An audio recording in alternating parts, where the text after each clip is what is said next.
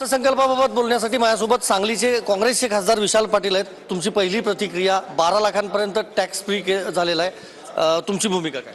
नाही हे त्यांनी तर सांगितलं नाही की 12 लाखापर्यंत टॅक्स फ्री केलेला आहे. त्यांनी काय सांगितलं की 12 लाखापर्यंत तुम्हाला टॅक्स भरावा लागणार नाही.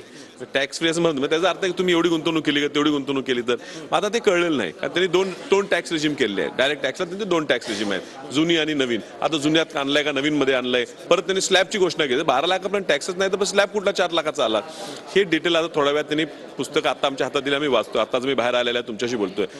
हे गरजेचं होतं. हे बघा महागाई एवढी वाढलेली आहे. जे पूर्वी 10 वर्षापूर्वी ज्या गोष्टी 3 लाखात खर्च भागायचा तो खर्च भागवायलाच 12 लाख रुपये लागायला लागले. त्यामुळे स्वाभाविक आहे की शासन आमच्या खर्चातनं हे पैसे घेत होती. आता आम्हाला परवडत नाही. आणि सामान्य माणसांसाठी कदाचित 8 वर्ष अर्थसंकल्प सादर केल्यानंतर निर्मला सीतारामनजींना कळलं असेल की ह्या बजेटकडे जे लोक डोळे उघडून पाहतात ते का पाहतात, हे टॅक्स रिबेटसाठी. हे शेवटी त्यांना कळलं आणि आज त्यांनी जाहीर केलंय. त्यामुळे भाषणामध्ये, बजेटच्या भाषणामध्ये त्यांच्या केलेल्या 8 भाषणात हे सर्वात छान भाषण आहे. सर्वात छान बजेट आहे का हे डिटेल कळल्यावर कळेल. ह्यात मला वाटते जरी त्यांनी बजेट चांगलं केलं असेल तरी नापास झालेले आहेत. कारण अपेक्षा होती महाराष्ट्राकडनं. महाराष्ट्राने ह्या देशाला एवढा टॅक्स कलेक्शन दिलेला आहे. मी सांगतो 37 ते 38% टॅक्स महाराष्ट्र राज्य एकटं देते अखंड देशाला. मग बजेटमध्ये नावही न घेणं, ज्या महाराष्ट्राने एवढं विजय दिला त्यांना, राज्यात सर्वात हाय स्ट्राईक रेट भाजपला मिळाली.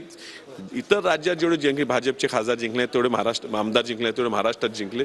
एवढी ताकद दिल्यावर महाराष्ट्रावर का राग? कदाचित अजून ते लोकसभेला त्यांना महाराष्ट्राने सीटा दिल्या नाहीत ह्याचा राग त्यांच्या मनात अजूनही. दुसरी गोष्ट, डॉक्टर अनिल बोंडेंना मी काही वेळापूर्वी विचारलं, ते असं म्हणतात आता यापुढे सावकाराकडे जायची गरज नाही शेतकऱ्याला.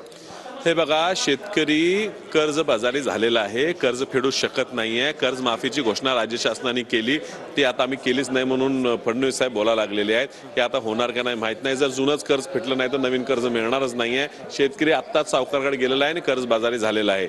जुन्या कर्ज